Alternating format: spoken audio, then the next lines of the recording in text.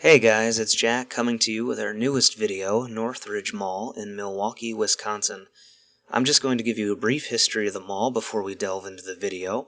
While I talk, you'll notice some still images, both historical and from the present day. We hope you enjoy those. So now let's get into the history.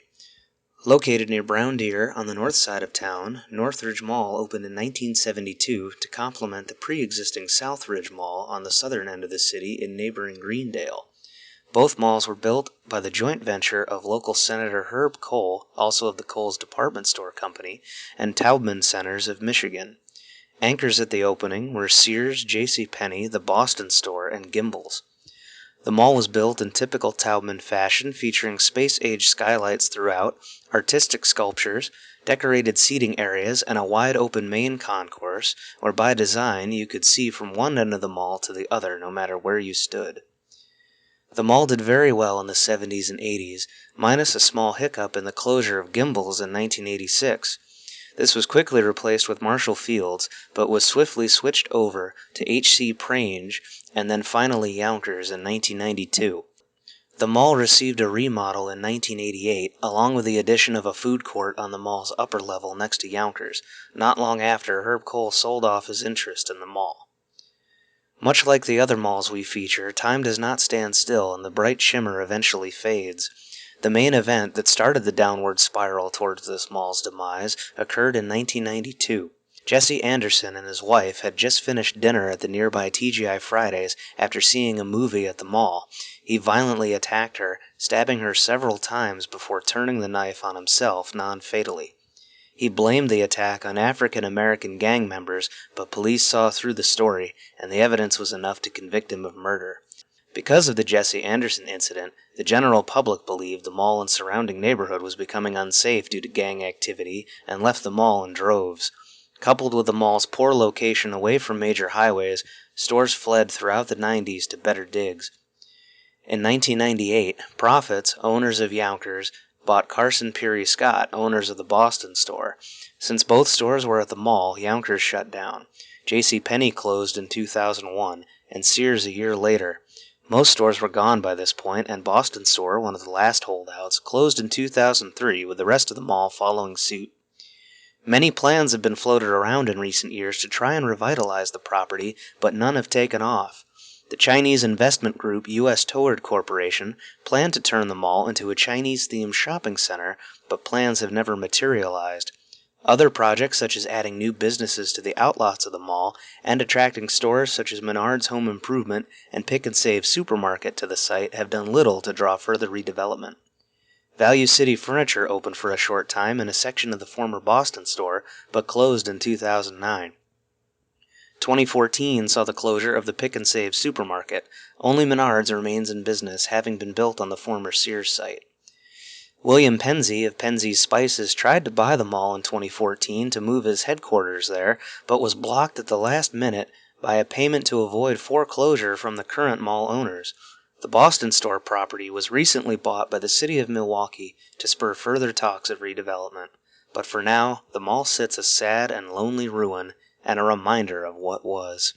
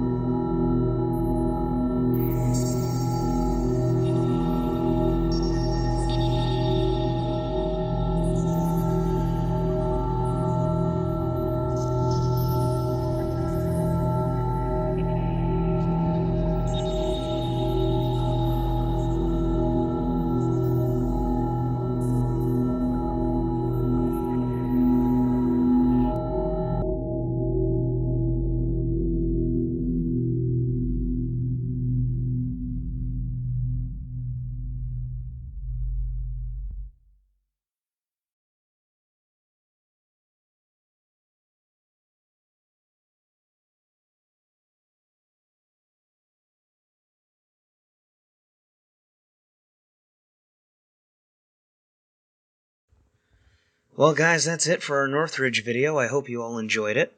We've been hoping to get in there for a while, and the day finally came and it didn't disappoint. This place has been locked up tight for years, and to finally get the opportunity to explore this gem of a mall was one that couldn't be passed up. I want to thank Alex from Mere Tactical, Nick Pallant of the Northridge Project, Anthony and Nick from Ace's Adventures YouTube channel, John Rev of John Rev Productions, who is well known for his thorough documentation of Dixie Square Mall in its last few years, as well as many others. Links to their respective pages are in the description below. This trip would not have been possible without any of them, and to explore this mall with these guys was amazing. They're friends of the site, they're friends personally. I hope to have more explorations with them in the future. I also want to thank all of you, the fans. The continued support from everyone who follows us, new and old, is what makes this worthwhile, and there's more to come. We have more videos in production. We're hopefully going to get to some more malls this summer, so please stay tuned. Also, if audio commentary is something you guys want to hear in future videos, let us know in the comments below. We're constantly trying to play with the format to see what sticks and what doesn't, and any feedback is greatly appreciated. We will also be starting back up our mall feature of the week on our Facebook page in the near future, so stay tuned for that as well. As always, thank you for the support, and we'll see you soon.